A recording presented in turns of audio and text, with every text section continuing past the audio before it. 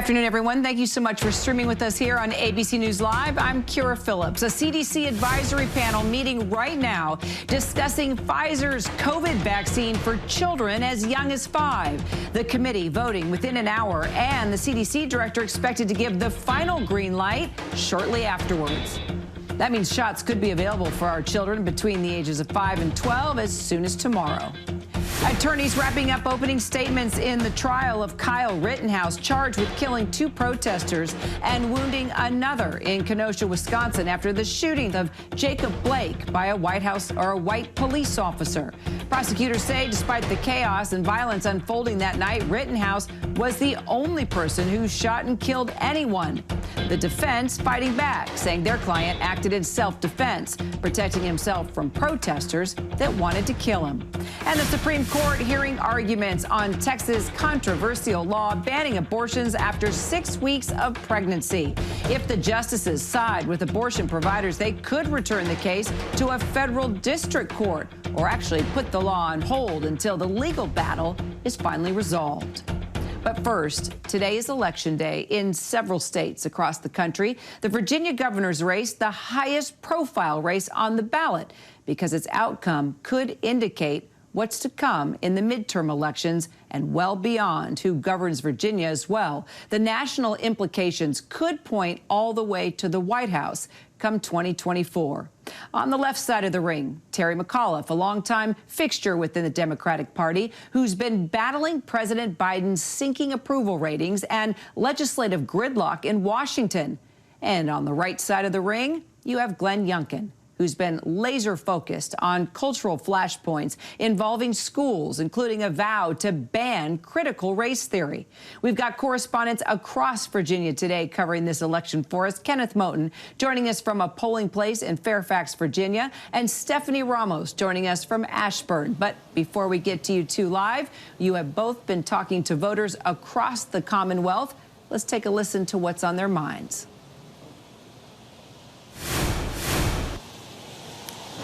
If Youngkin was to become governor, I just don't know what would happen to Virginia. I would really not like to see it turn red. I would like to keep the Democrats in power. I'm going to be voting for Mr. Youngkin. I've met him personally. He's well known in Loudoun County. I think he has ran a very, very smart race. He hasn't included other politicians. He has been promoting his ideas based on his values and his business acumen. So I don't believe he's here because of the politics. I am glad it's over. I am glad that I don't need to see any more commercial about what is going on between the two of them. I think that the country needs peace in terms of how we treat each other. We need to have someone in power who is going to help us to be better citizens and have a better country. Kenneth, the candidates were virtually tied in the polls, and both parties are seeing this as a referendum. What is each campaign banking on as the winning issue, and what are you hearing today? Well, first off, Kira, happy Election Day from the most populous county here in Virginia, Fairfax County. This day just gives you a little tingly feeling because you don't know what's going to happen, or you have no clue what's going to happen, particularly in this Virginia governor's race where you mentioned it's neck and neck. You've got Glenn Youngkin, this Republican, this businessman, newcomer in this race, and you've got Terry McAuliffe, a man who held the governorship just a few years ago and is trying to get another term here in the Commonwealth. You mentioned the issues. There are serious issues on the table here for these voters here behind me. This polling place has seen a steady stream of voters here in Fairfax County, and the issue for Glenn Youngkin, education, is the one he's been talking about a lot. Education, education, education. Also the economy as well. And he's managed to really rally a lot of parents here, and upset parents, angry parents who are not happy with the education system here in the Commonwealth, and they believe that Glenn Youngkin is their man. When it comes to Terry McAuliffe, you asked about what does he think the winning issue is?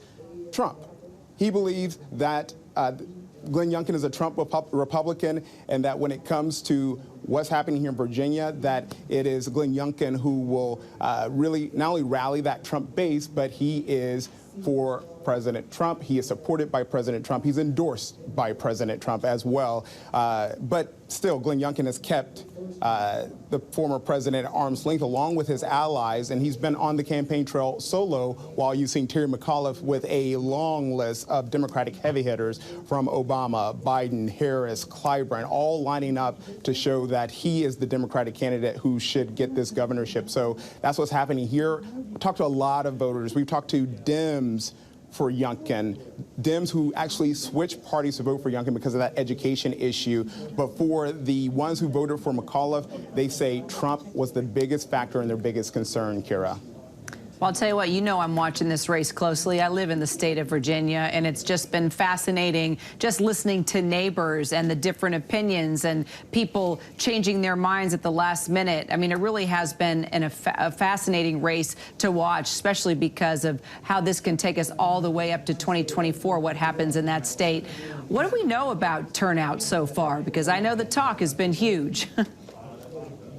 It has been huge, and I must tell you, Kira, it is raining here in your home of Northern Virginia, and so we know what weather can do when it comes to Election Day and for voter turnout. It remains to be seen how it will have an impact on this race, but it's something that we're watching. I asked what the numbers are here for Fairfax County. They expected about 50–60% of likely voters to show up here today. They're at 40%, and with a few hours to go, they believe that they're on trend. They're on track to meet that 50–60% threshold. We know that the polls show that more than 50% of likely voters here in the Commonwealth are expected to vote today. 1.1 million people, voters here in Virginia, voted early, and that's because for the first time that the Virginians actually had an option for in-person early voting, and many of them took advantage of that. Terry McAuliffe believes those numbers are in his favor because they were in heavily Democratic areas. But again, we just don't know, especially when you hear the stories of Democrats who say they're still registered Democrats, but they plan to vote for Youngkin. And so when it comes out to how McAuliffe thinks this is going to turn out, we will see tonight, and we are expecting results tonight. I'll be paying close attention, and we all will. Stephanie, Biden won that state of Virginia by 10 points in the last election. So how is the Republican candidate Glenn Youngkin aiming to pick up some of those voters? By sticking to the key issues that voters want to talk about and hear about, Kira. Glenn Youngkin wasn't a very recognizable name around here. He's a career investment manager, but he's managed to coalition this group of angry parents and Trump voters behind him, but also independent voters. To close out this race, he's gone on this 10-day, 50-stop bus tour to reach as many voters as possible, and he's hit on two key issues: education and the economy. And speaking to voters out here, we've heard the same thing. That's what people care about. That's what they want to hear about. But Youngkin is really trying to reestablish the state of Virginia as this battleground state that a Republican can actually compete in. But on that note of education, we've heard from Youngkin a number of times speak out against critical race theory and also transgender rights in schools. And again, that is the sentiment that we're hearing from people here right on the ground. So we'll see how it all turns out. But for the last few days, that is exactly what Youngkin has focused on and is hoping that will help him in this race. Kira. Well, we are definitely going to be talking to you both tonight as well tomorrow morning for more analysis. Stephanie Ramos, Kenneth Moton. Both of you have the state of Virginia covered for us. Appreciate it so much. Clearly, this is the most competitive major election since Donald Trump left the White House.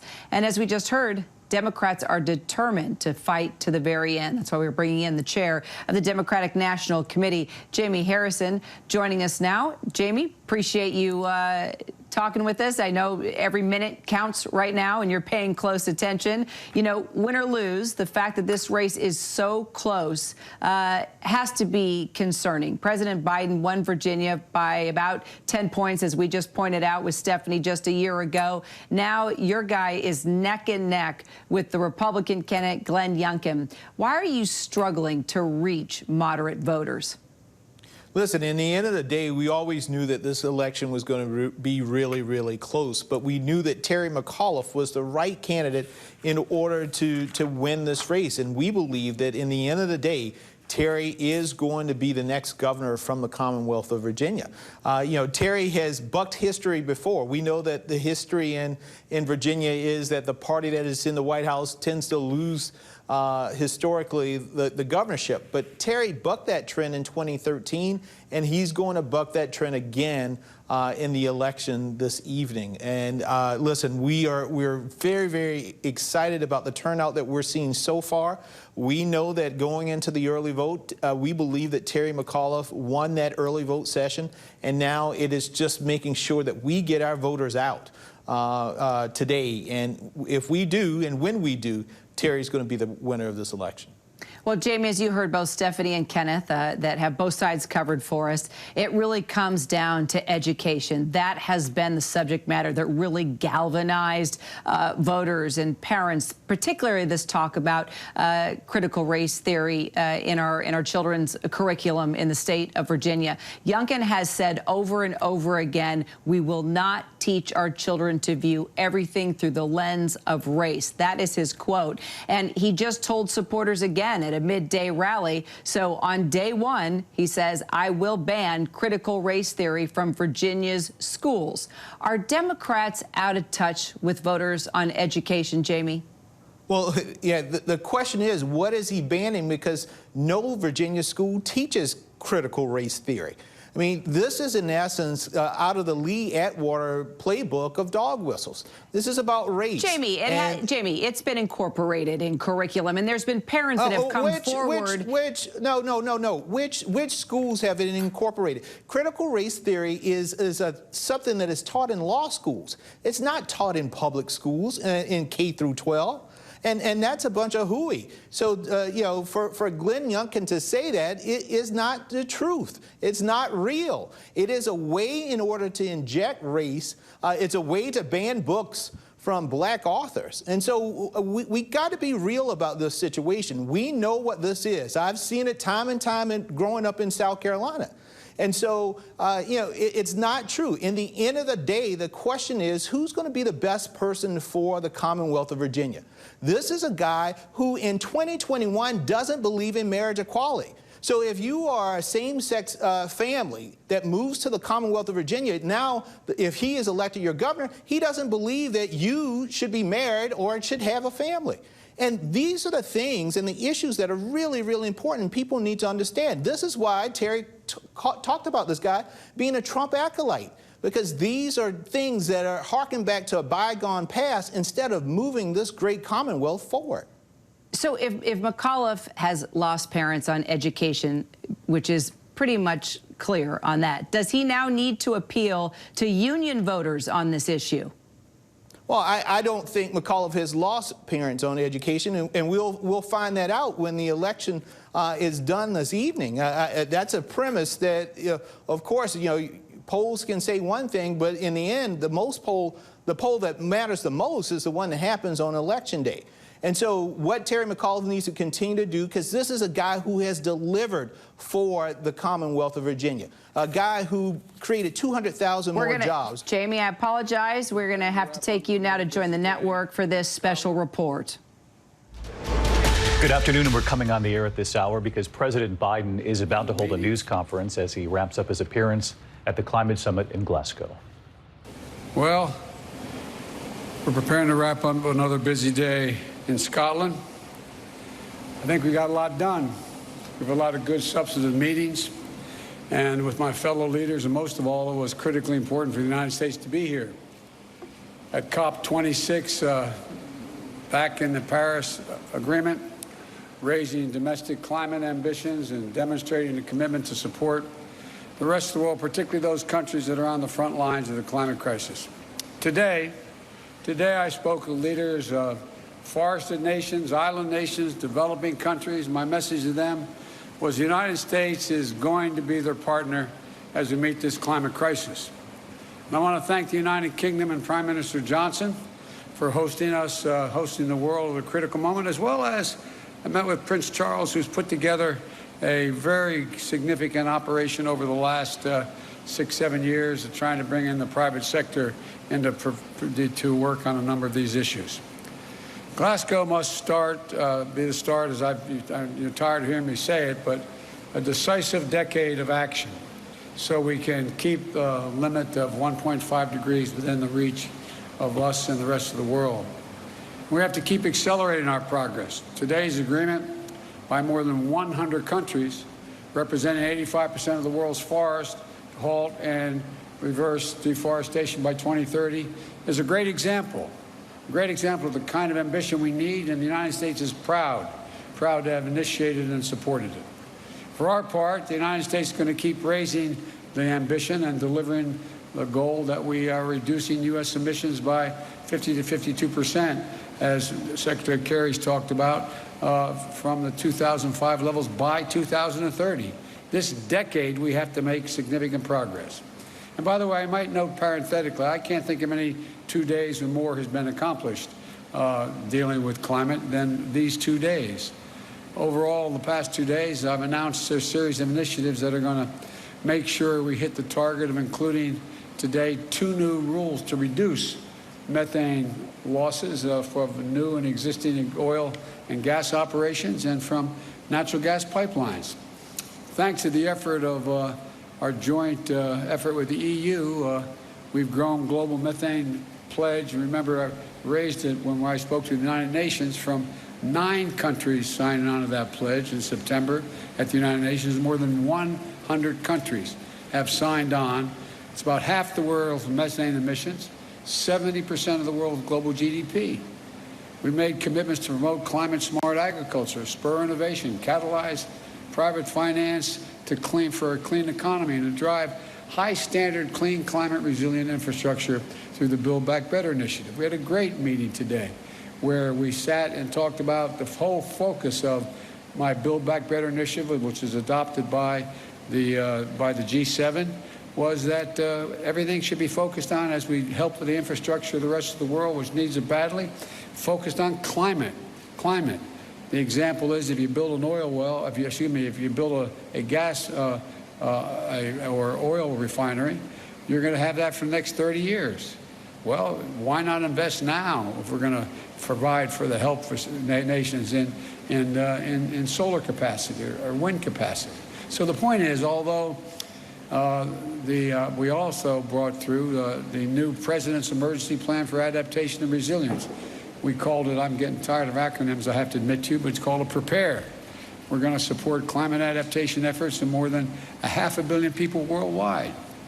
We also released our overall long-term strategy that outlines how we'll get to net zero emissions by 2050. You know, we know that this must be a whole of society effort. I'd also want to thank the representatives from the private sector and from labor and philanthropies, civil societies who are dedicating themselves to the climate action efforts we're all making here. That leadership, together with action by state and local and tribal governments, has been essential in the United States. That's why, despite the previous administration's pulling us out of the Paris Agreement and refusing even to acknowledge there was a climate crisis, we still brought down emissions during that period. I also want to acknowledge the passion and power of the young people and the activists who are doing such vital work to remind us of our moral obligation to future generations. But look, as I said yesterday, it's not just a moral imperative, it's an economic imperative as well. Investing in our clean energy future is an enormous opportunity for every country to create good-paying jobs and spur a broad-based economic recovery. As I've said, you've heard me say before, and my colleagues as well, when I think of climate crisis, I think of jobs. And that's what the Build Back Better framework will do for the American people. It's going to bring historic investment in clean energy, addressing the climate crisis. It's going to cut greenhouse gas emissions by well over a gigaton by 2030.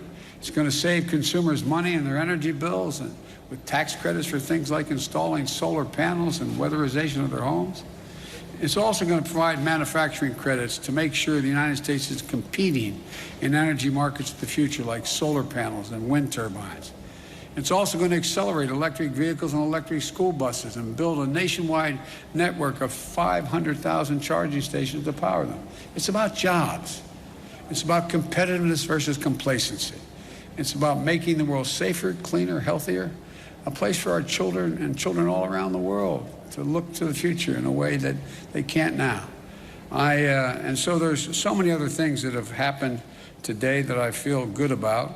But let me start, if you will, I'll be happy to take your questions.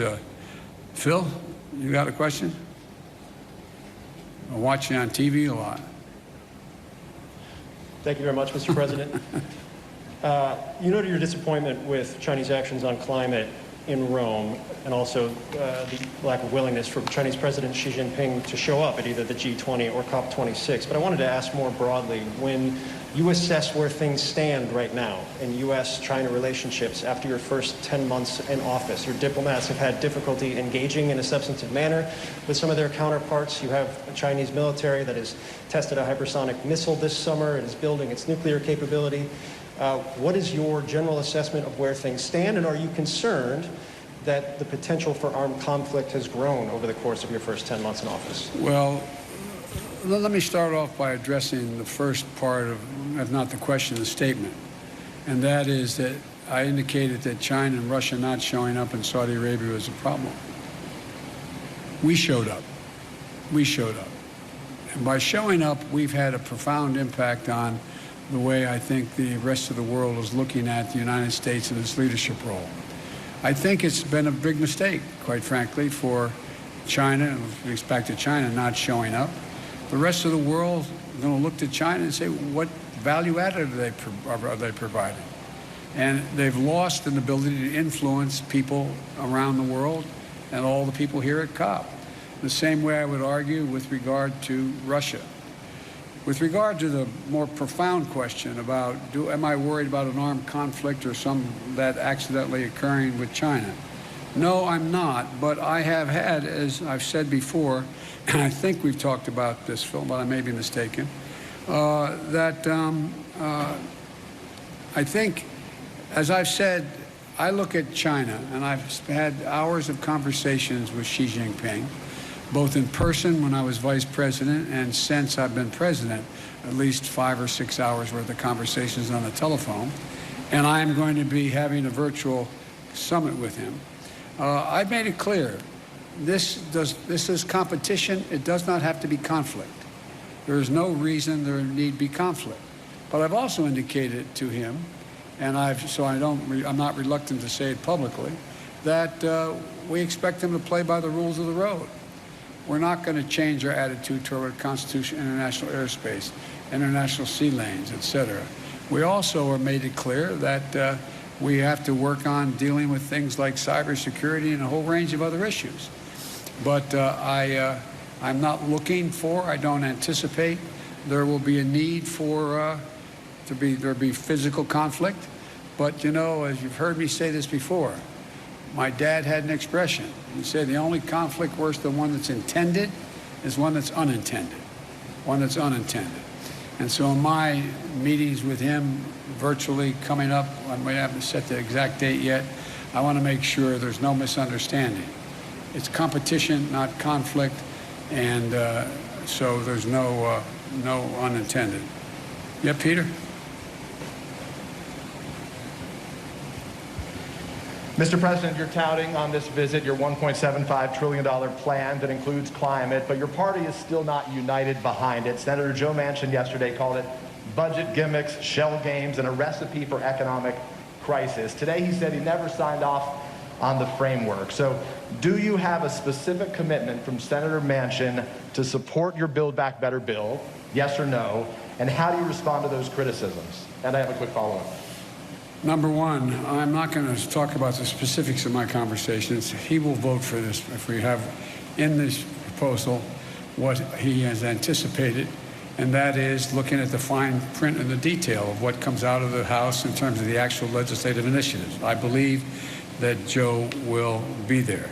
With regard to the issue of whether or not he thinks that he's worried about this being inflationary or going to be negative impact in the economy, I think that I've made it clear to Joe, and will continue to, and we will, that as I've apologized and repeated, Peter, but 17 Nobel laureates in economics said it's going to lower inflation, raise wages, increase competition, create 2 million jobs a year, et cetera. And so I think that I understand that Joe is looking for the precise detail to make sure nothing got slipped in terms of the way in which the legislation got written that is different than he acknowledged he would agree to. But I think we'll get this done. Well, you mentioned the word inflation there. You recently said you have no short-term answer to bring down gas prices. But as you know, it's not just gas prices now. Rents are up. The cost of everyday items are up. Inflation in the U.S. is at a 13-year high. So when specifically should Americans expect those prices to come down? Well, look, first of all, the significant reason why prices are up is because of COVID affecting the supply chain. I mean, I know you, I'm not trying to be instructive. I know you know this, number one. Number two, if you take a look at, gas prices and you take a look at oil prices, that is a consequence of, thus far, the refusal of Russia or the OPEC nations to pump more oil. And we'll see what happens on that score sooner than later. Number three, I think if you take a look at what we're talking about, you look to this coming Thanksgiving. We're in a situation where we find that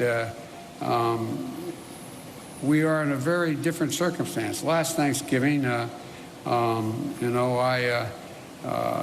as I said, this year we're working on a supply chain issue. But last Thanksgiving, I sat down with my wife, my daughter, and my son-in-law. This Thanksgiving, we're all in a very different circumstance. Things are a hell of a lot better, and the wages have gone up higher, faster than inflation, and we have generated real economic growth. It doesn't mean these dislocations aren't real. They do affect people's lives. For example, one of the reasons why I decided to talk about the need to deal with the operation and the gouging that occurs in some of the pricing of beef and chicken and other things is that that's why I think that's why I indicated to you we're going to look at whether or not there's a violation of antitrust laws and what they're doing. So there's a lot to look at, but the bottom line is that I think and anyone who would prefer, as bad as things are in terms of prices hurting families now, trade this Thanksgiving for last Thanksgiving. Jen Epstein, Wall Street Journal. Excuse me. I beg your pardon. Bloomberg. I hope I got it. I got it. Thank you. Especially since my granddaughter works for you guys in a different circumstance. So I got it. I'm in trouble. Well, I'm going to ask a very Bloomberg question to begin, which is, have you decided who you will nominate to chair the Federal Reserve Board? And if not, can you speak a little bit about what you're thinking about as you consider your choice for Fed chair and the other seats that are open? This is the latest that a president has gone without nominating somebody the year before a nominee needs to be selected. And are you concerned about potentially having a short timeline, especially if you're not going to re-nominate Jay Powell? No, and no. No, I'm not going to discuss it with you because that's in train now. We'll be making those announcements fairly quickly. It's been in train for some time, number one. Number two, I also would indicate that I think we're going to have plenty of time to make sure all the major nominees are able to be cleared in time where their terms would expire. And number three, I've given a lot of thought to it. And I've been meeting with my economic advisors on what the best choices are. We've got a lot of good choices, but I'm not going to speculate now. Nancy, CBS? I think you had your hand up. I'm sorry. Did you? Thank you very much, Mr. President. Some of the commitments you made here won't happen unless Congress passes future legislation. How do you convince Republicans and even some Democrats to get behind more spending if they look at this conference and say, China isn't meeting these global goals, Russia doesn't intend to meet these global goals, India doesn't plan to, why should we? Because we want to be able to breathe and we want to be able to lead the world. Look, I mean it sincerely. I think, presumptuous of me to say, talk for another leader, but the fact that China, trying to assert, understandably, a new role in the world as a world leader, not showing up, come on. The single most important thing that's gotten the attention of the world is climate. Everywhere. From Iceland to Australia, I mean, it just is a gigantic issue. And they've walked away. How do you do that and claim to be able to have any leadership mantle? The same with Putin and Russia. You know, his tundra is burning. He's in a literally the tundra is burning. He has serious climate problems. And he is mum on the willingness to do anything. And so I genuinely believe, and I mean this from the bottom of my heart, when I said at COP7, at the G7, that America was back, you know, people wondered whether, well, is that really true? Well, we were able to change the dynamic of a lot of things coming out of the G7. I think what I'm about to say sounds awfully self-serving. 2 world leaders came up to me today and said, thank you for your leadership. You're making a big difference here. You're moving people. I think you and I talked about that, John, with one of the folks talking to us. And so I think the fact that America showed up and decided to lead and lay out clearly what it wished to do. For example, you know, as I said, the mere fact that we were able to, you know, go from 7 or 8 people or countries talking about, or maybe as high as 14, I don't remember the original number, to deal with the whole notion of methane. You know, now 100 nations have signed on. 100 nations have signed on to reduce methane by 30% by 2030. That is, and methane is 25 times more toxic to the environment than CO2. So we're making real progress. Or the deforestation issue. Look what we're doing. Look what we've been able to put together. And in addition to that, one of the things that I feel the best about, and I don't claim any unique credit for it, but I think that we've gotten for the first time a combination of, in dealing with the international problem and that circumstances affect all nations, that we've not only gotten countries off the sideline in terms of making significant financial contributions, but literally trillions of dollars worth of the private sector jumping in, knowing they've got to play and they're going to play an incredibly positive part in dealing with these problems. It's real. It's genuine. And so I just think that, you know, that old bad expression, the proof of the pudding's in the eating. You know, I feel confident we're going to get done what we have to do at home in order to deliver. And lastly, you know, if you take a look at what economy is growing, the United States, it's growing. It has problems, mainly because of COVID and supply chain, but it's growing. We've created over 6 million jobs. We're leading the world in terms of the fastest growing economy, major economies. So I think, you know, we're going through a difficult time in the world because of COVID, because of supply chain consequences, because of the environment and all that's occurred, the way it's in fact imploded in the near term. But as I said to you earlier, and I really mean it, I think it presents a gigantic opportunity, an opportunity to, in a sense, press the restart button and move in a direction that I think the vast majority of countries, and look, I'm sure you interview other world leaders that are here, the vast majority think this is an opportunity. They're not quite sure exactly what to do, exactly how to do it. Not that I have all the answers, I'm not implying that, but they know that. They know that growth rests in dealing with the economy in a way that affects the whole notion of what we're going to do about climate change. And it's a gigantic opportunity. Okay, I called on the Wall Street Journal, Catherine. I got the wrong one. Sorry. Let's try the real Wall Street Journal. Thank you very much. We are the real Wall Street Journal. Mr. President, you tweeted earlier asking Virginia and New Jersey residents to vote. Democrat Terry McAuliffe is struggling in a state that you won by 10 points. Do you see his problems as a rebuke of your presidency? And could this signal your real losses for Democrats in the midterms? We're going to win. I think we're going to win in Virginia. And you know, you're reporting it being close. The race is very close. So it's about who shows up, who turns out. And granted, I did win by a large margin. But the point of the matter is that I think that this is going to be, we all knew from the beginning, this is going to be a tight race. And it is tight. And it's going to get down to turnout. And it's going to, my guess is I'm going to be landing at 1 o'clock in the morning East Coast time. That's probably about the time we'll be hearing what the final results are. I think we're going to win New Jersey as well.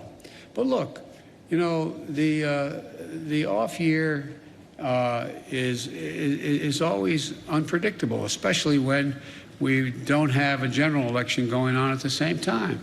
That's been the case up and down, you know, for a long time, especially as Virginia's turned more and more blue. But having said that, I don't believe, and I've not seen any evidence that whether or not I am doing well or poorly, whether or not I've got my agenda passed or not, is going to have any real impact on winning or losing. Even if we had passed my agenda, I wouldn't claim we won because Biden's agenda passed. So, but I think it's I think it's going to be very close. I think it's going to get down to, as you all know, turnout. And I think that based on what I have heard so far, it's awful hard for me to be prognosticating, which I don't like doing as president anyway, from overseas. But I think, I hope that every eligible voter in Virginia and New Jersey shows up and votes. And the more of them that do, the better off I think our chances are. And I think we're gonna win. Okay? All right. NPR. Scott? Oh, thank you. You mentioned climate activists before, and I want to ask something about them. You're touting agreements. Other world leaders have touted agreements. But the atmosphere around the conference here is skeptical, and it's pretty angry. Climate activists feel like decades and decades of COPs have led to broken promises, and they feel like even if all of these goals are reached that you're talking about the last few days, it's just not enough right now. And I'm wondering what you would say to the people outside who are really angry at this conference, especially at this moment where Joe Manchin has expressed, has created more doubt that your climate legislation will pass, and you've got a very conservative Supreme Court about to take a look at whether your EPA can regulate greenhouse gas emissions. What's your message to people outside who just worry this all isn't enough right now, given the crisis? Well, first of all, I think anyone who is focused on the environment should be worried. We've got a lot more to do beyond what we've done. We've done more than we've ever done, though. That's the point. And more has to be done. And I didn't have a single member of this conference come up to me and say, are you going to pass what you have, and what do you think how's that going to affect, and what are you going to do? What they're looking at is what, in fact, has happened in terms of everything from dealing with deforestation to what we're going to do on Build Back Better and how we've been able to focus now. I mean, when's the last time you heard world leaders sit down together and agree that what they're going to do is when they deal with the needs of the infrastructure of other countries, that they're going to focus first and foremost on whether or not what the climate impact is on that. So I think, look, this is there's a reason for people to be worried. I'm worried.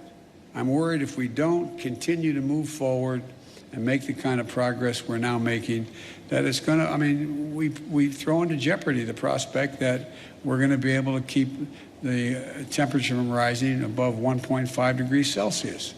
But I'm optimistic because I think there's how can I say it? I guess maybe the best way to say it to you, Scott, is what I feel is that the populations of each of our countries have a different perspective than they did at COP25. I think there is, I mean, not because of necessarily any of the leaders of any of our countries, including mine, that all of a sudden people are seeing these things happening they never thought would happen. They're seeing people drown in their basements in Queens, New York because of flooding and rain. They're seeing that, you know, more territory burned down in the United States just since the first of the year than it makes up the entire landmass of the state of New Jersey. They've seen hurricane with top winds of 178 miles an hour. I mean, so they're looking at these things. They're seeing more, the water's warming. They're seeing a whole range of things occurring around the world that haven't happened. And it's sort of like, whoa, whoa. Because I don't get what I used to get when I started to, there's no reason why anyone would remember this.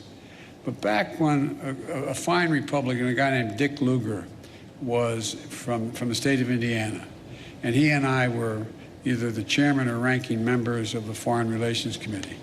This over 20 years ago. We ended up proposing, and it worked, but it got no enthusiasm, a thing for debt for nature swaps. People looked at us like, what in the hell are you doing? Why are you forgiving the debt so Brazil won't, you know, burn down more of their forest? Or why are you doing that so they will do? Now, everybody goes, whoa, what else can you do? What else can you do? So I think there's a whole different attitude that's out there. And I think this is being led, and I'm not being solicitous here, I think this is being led by, my granddaughters and their friends, that generation. I think they're out there going, whoa. And they're having a profound impact. Having a profound impact on their parents and their grandparents about what's happening. And then all these climactic and climactic things have happened that people are now paying attention like they never did before. So, you know, there's a lot more to do, and it's going to determine whether or not we're going to be able to fund what we're talking about. But, for example, even if the funding didn't come from some of the governments, you have the private sector now engaged where they're talking about investing, literally the need to invest over trillions of dollars off the sidelines. It's bankers that are now deciding they got to. I talked a long time ago with you all about that you have major corporate America pricing in the price of carbon. It matters. So things are changing. We just have the right stewardship and enough sense as world leaders to get it right. So thank you all so very much. Appreciate it. President Biden there in Glasgow preparing to travel back to Washington after the UN Global Climate Summit, saying we have made significant progress, saying he's proud of the work that they've accomplished over the last couple of days there. He said this is the start of a decisive decade of action. And the White House and the president unveiling that major plan today, a wide-ranging plan to reduce methane emissions. And he said right there in front of the global audience that he had here this afternoon that more than 100 countries have now signed on to this plan.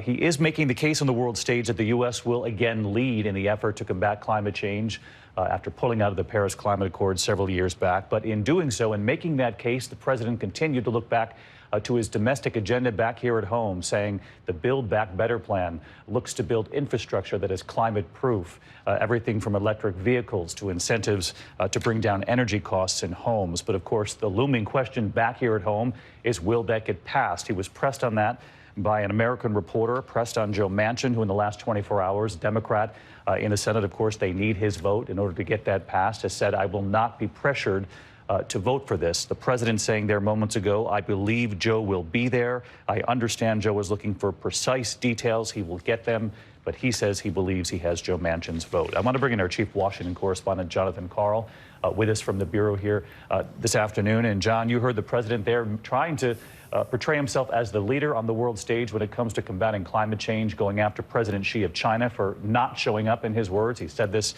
today. He said it yesterday as well. The question is, did he make the case? Going after President Xi, also clearly critical of President Putin of Russia, who was also not there. But I thought what was interesting here, David, is the president tried to put a very optimistic spin on things. As you mentioned, he said that he believes that Joe Manchin will vote for his major piece of climate legislation, the Build Back Better bill. There's very little indication that we are anywhere near seeing that happen. Manchin has called that bill filled with gimmicks, has suggested that the real price tag is twice of what has been advertised. Does not sound like somebody that is about to come around and vote for it. He also predicted that Democrats would win in Virginia, in the Virginia governor's race. So we will find out very quickly whether or not the president's prognostications are correct. Right now, it looks like his domestic agenda is very much embattled here at home, despite the optimistic image that he has projected abroad. So that's a big question here. The promises that he is making in Glasgow won't mean much if he cannot get Congress to enact them. And David, this big major, what looks like an achievement on an agreement to limit methane gas is case in point. One of the things that we see Joe Manchin opposing back here in Washington is the idea of a methane fee. He is against it. Without Manchin's support, that will not happen. That's a big part of getting it done in the United States. A lot riding on Joe Manchin, a lot riding on whether or not he can get this part of his domestic agenda passed. And as you heard, John, he said, I believe Joe will be there.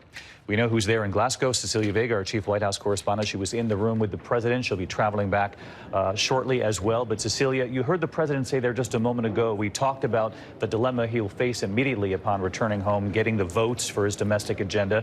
But he was pressed on the overall feeling coming out of not only the G20, but this UN Global Climate Summit about whether or not enough really was accomplished by world leaders. He said, you know, there is a reason for people to be worried. I'm worried, but I'm also optimistic.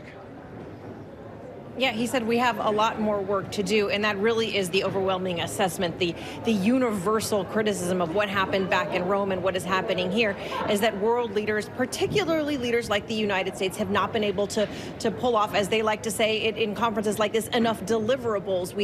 China and Russia not being here is an exceptionally big deal, and the president expressed his very vocal disappointment about that. And look, David, we have heard him over the last few days, you know this from being here as well, that he has been touting his own domestic agenda and that $555 billion that is in his social infrastructure plan to fund and fight climate change back home.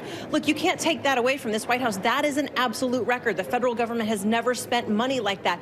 But the reality is he's not done. The Democrats, his own party, have blocked this legislation at this point. It is still stalled. It's not on his desk. He's not able to sign it. So he can tout that, but it's not a done deal. And that's why leaders here particularly are looking at the United States and saying, you've had a lot of talk in the last year out of this administration. We actually would like to see some action now. So the president has apologized essentially for the Trump administration. He says we are not them. His message all along on this trip has been we are going to show that we can be a reliable partner and at the leader of the forefront of climate change. But you know this, David, everybody wants to see something now, not just hear this talk. And you know what he returns to now in Washington. You'll be covering it as soon as you're back too. Cecilia, safe travels home. Again, the president just moments ago on the stage there in Glasgow, wrapping up his appearance at the UN Global Climate Summit. We'll continue our coverage at abcnews.com and on ABC News Live, our digital channel. And of course, I'll be here with the entire team for World News Tonight. For many of you in the East, your local news begins in some markets at 4 p.m. And then I'll see you a short time later. From all of us here at ABC, good day. This has been a special report from ABC News. Hello, everyone. I'm Kira Phillips. You are watching ABC News Live's continuing coverage of President Biden at the UN Climate Summit in Scotland. The president touting the cooperation of world leaders there to address what he calls a decisive decade when it comes to curbing greenhouse gas emissions, saying he can't think of any 2 days when more has been accomplished. We want to bring in our ABC News White House correspondent, Mary Alice Parks, for more. She was listening to the president as well. Your first initial thoughts? Kira, the president said that the world leaders here are making progress, and there's no doubt about that. Just some of the announcements today, this announcement around methane gas, this announcement around promising to end deforestation across the globe. It is clear that they are focused on this. The question is, will they make as much progress as they are promising? And of course, all eyes are on President Biden. He has been touting his agenda back home, saying that the United States is going to make these historic investments in fighting climate change. But we all know that at this point, those bills are still aspirational. We have been watching over the last few days Senator Joe Manchin say he is just not on board. And so the real question is, did the president declare victory too early? And is he telling these world leaders that he is going to make these investments that he's not sure he's going to actually be able to make yet? Kira? Also, the question is, as the photo op always looks great, Mary Alice, right? Where you see the president shaking hands with all these world leaders, more than 100 of them all gathered there talking about these pledges and promises. But when it comes down to it, give us a reality check. Who's going to keep all these leaders accountable when we here at home are having a hard enough time trying to live up to what the president wants? Right. The reality is it's voters domestically that will keep each of these individual world leaders accountable. They're going to have to go back and tell everyone how they're going to make good on the promises that they made here. And of course, they're going to work to keep each other accountable. That's part of the reason you have this sort of in-person diplomacy. It does count when you shake someone's hand and you're in the same room and you look someone in the eye and say you're going to do something. But fundamentally, that's what makes foreign policy so difficult. And that's what's been so frustrating to environmental activists over the years. They've come to conferences like this, they've seen global leaders make commitments, and they haven't seen those policies put in place back at home. And so we're going to have to watch over the next few weeks and months and years if the leaders make good on these commitments. And remember, the activists also say that these commitments are only barely going to get the world there. I mean, you look at the commitments that President Biden has made to cut American emissions in half by 2030. Well, that's the bare minimum of what some of the climate scientists say is required to try to keep away some of these most catastrophic effects of global warming. So right now we're watching them make the commitments for maybe what is just barely necessary to keep global warming at a minimum and not these really dire predictions that we're hearing so much about.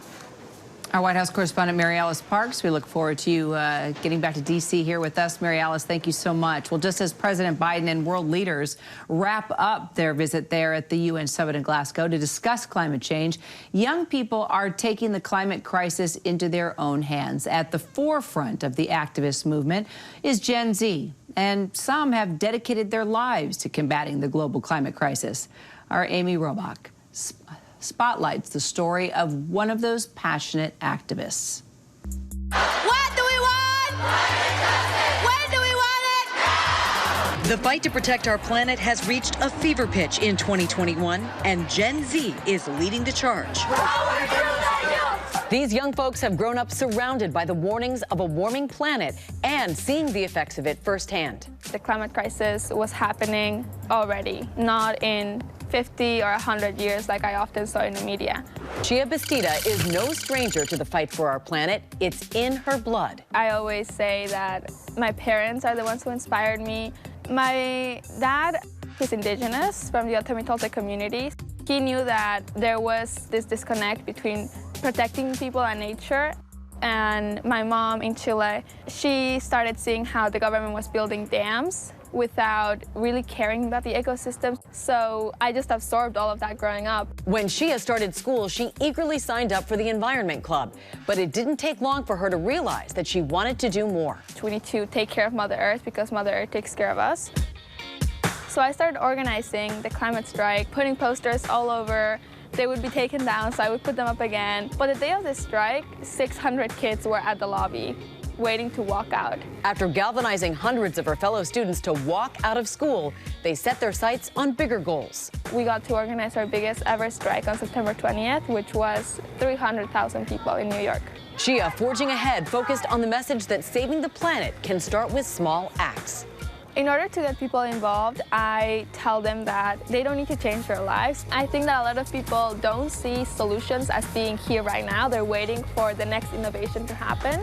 And there's a lot of things that we can already implement. The next big step for Shia, Glasgow for the Global Climate Conference to meet with other activists and leaders to begin solving the climate crisis on a global scale. We're really excited to be able to go to Glasgow and confront all of these governments who are not doing enough.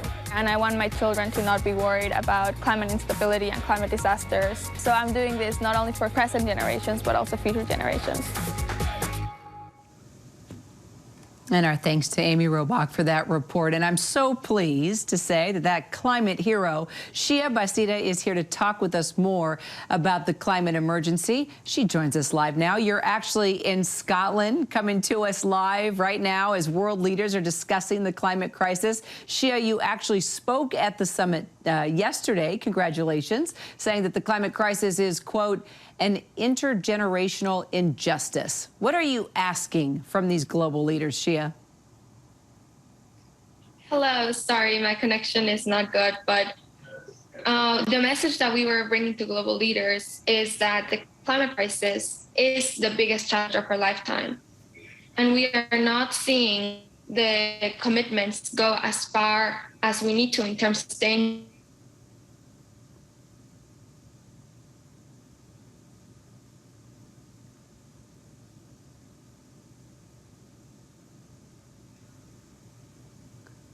All right, so we were hoping we would be able to keep that connection, but as you can see, she was on a cell phone, she was in a back room.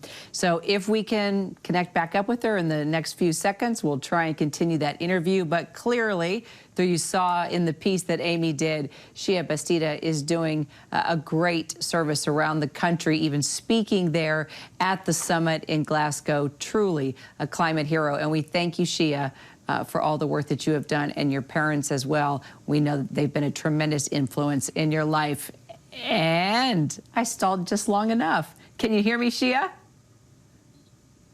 Yes, sorry about that. That's okay. I mean, this is live television. This is what happens when we're using cell phones and computers to try and connect.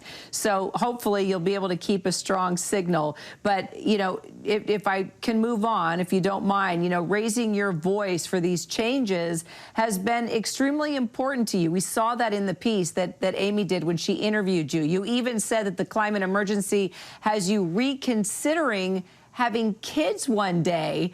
Now, I'm a mom. I kind of thought the same thing. I'm going to try and talk you out of that. But how else has this impacted your life and the decisions that you continue to make? And would you ever think about the influence that you could be on your kids if you brought them into this world? Well, my parents raised me with climate consciousness, which means that that's the way that I want to raise my kids. And I think all kids should be raised like that, knowing that our role in the planet is so much that's about ourselves. It is about taking care of the place that we call home. So I think conferences like this, it's frustrating that it's been 26 years. For longer that I've been alive, these conferences have been going on. But at the end of the day, we have never had a deadline like we have now. So we are trusting our leaders, not only on the streets, but also in government, to deliver climate justice and climate action for present and future generations. Well, like your parents were role models to you and hoping that you would work to make a difference, your children deserve the same, to have a role model like you. You've already accomplished so much, and you're only 19 years old.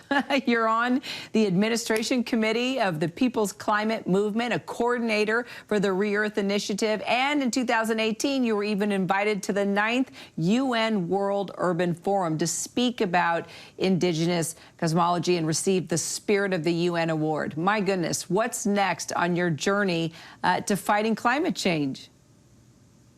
Well, I'm a student right now at the University of Pennsylvania. I'm studying environmental studies. And, you know, they always tell us, go to school, you have to get a degree in order to be part of climate solutions. And that is what we are also doing. We're on the streets and we are in school because we need both. We need people pushing from all sectors.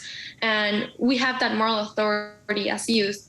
We can say, you are negotiating negotiating our future right now. And the numbers that you're throwing around are not just numbers for us. They are real life, and they are real for future generations. So we are both in school, on the streets, in government, in the private sector, and we just want to bring the message that this is our opportunity to build a better world, a clean world, a world free of pollution, free of pipelines running through land and contaminating water.